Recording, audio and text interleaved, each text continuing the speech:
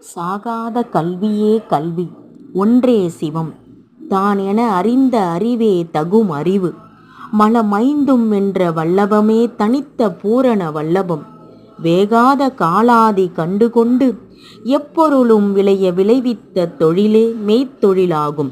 இந்நான்கையும் ஒருங்கே வியந்தடைந்து உலகமெல்லாம் காதலுற எல்லாம் வல்ல சித்தாகி நிறைவான வரமே இன்பமாம்.